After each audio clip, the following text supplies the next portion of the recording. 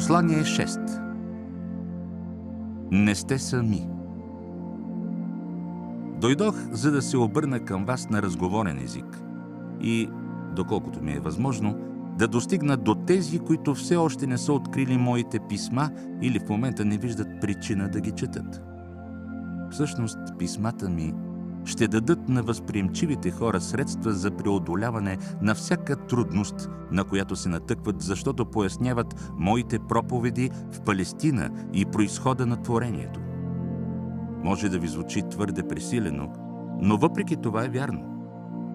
Тези писма ви дават информация, известна на истинските учители, които са показвали, че владеят атомните състояния на творението, като контролират елементите и създават храна и предмети от нищото. Аз също контролирах елементите, изцелявах и създавах необходимото. И бях способен да го правя само защото разполагах с това дълбоко и тайно знание, което сега споделям с вас в писмата си. Не сравнявайте моите послания с посланията на други. Всеки има уникална мисия и цел в живота си. Моята изключителна цел е да ви дам точните средства, за да се измъкнете от сегашните сътресения в своето съществуване. Нищо повече. Затова моите послания може и да се повтарят, но са предназначени единствено за да ви вдъхновят и помогнат да вземете решение да следвате Христовия път, моя път, без значение колко труден може да ви се струва той. Ще бъдете упорити и постоянни, защото по него ще откриете награди, които ще ви докажат, че определено сте взели правилното решение. Но не можете дори да стъпите на моя път, докато не разберете напълно, че цялата Вселена е съзнание, осъзнаване, видимо проявено чрез взаимодействието на електрическите частици и магнетизма. Това е подробно обяснено в писма 5 и 6. Но само четенето няма да ви направи учители.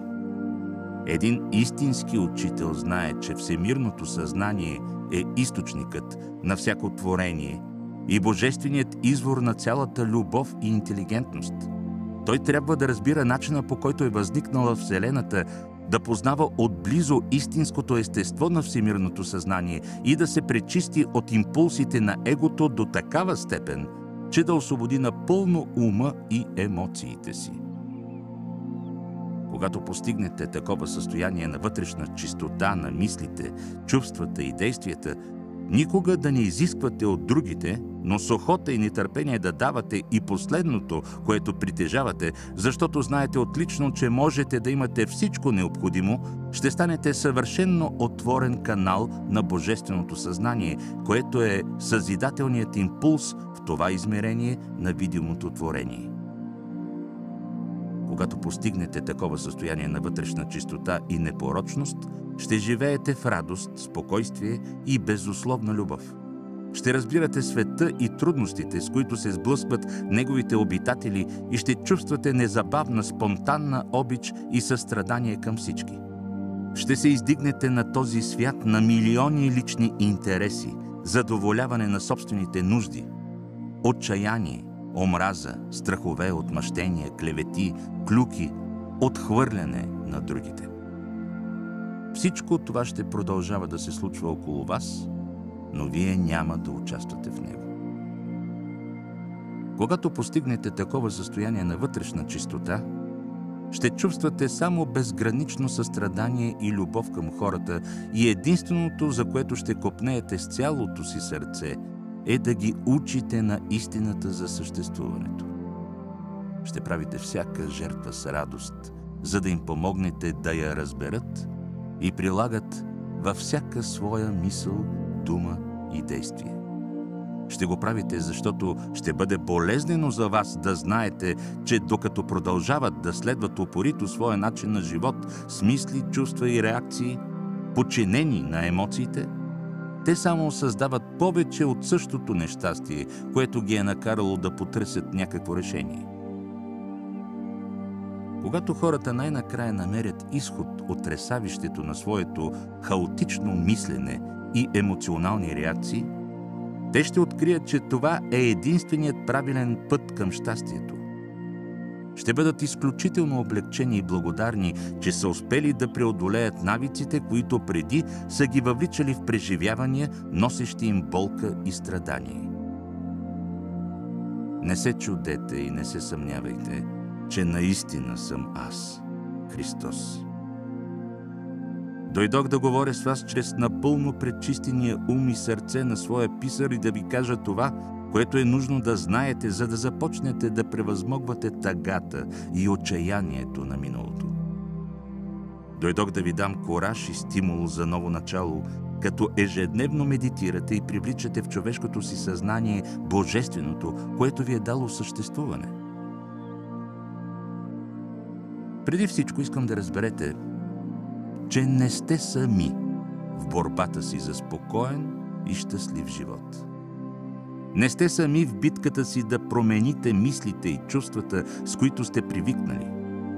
Колкото по-често призовавате Божественото, дори връзката ви с Него да е кратка, толкова повече нов живот привличате в съзнанието си и толкова по-често преживявате моменти на интелигентност и любов, които все по-силно ще ви вдъхновят, ако сте упорити и не губите кураж.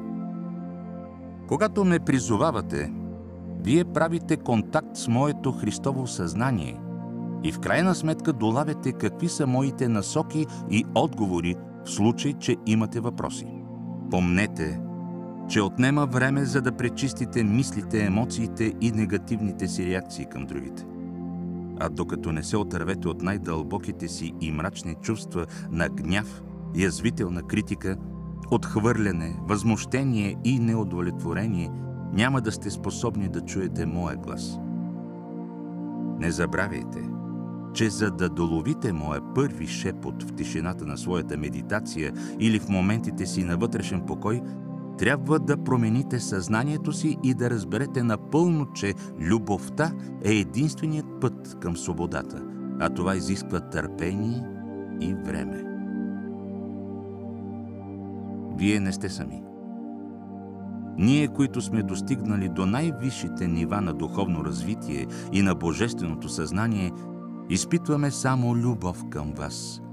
И нашето най-спешно желание е да се освободите от мъките и да напредвате в светлина, мъдрост и безусловна любов.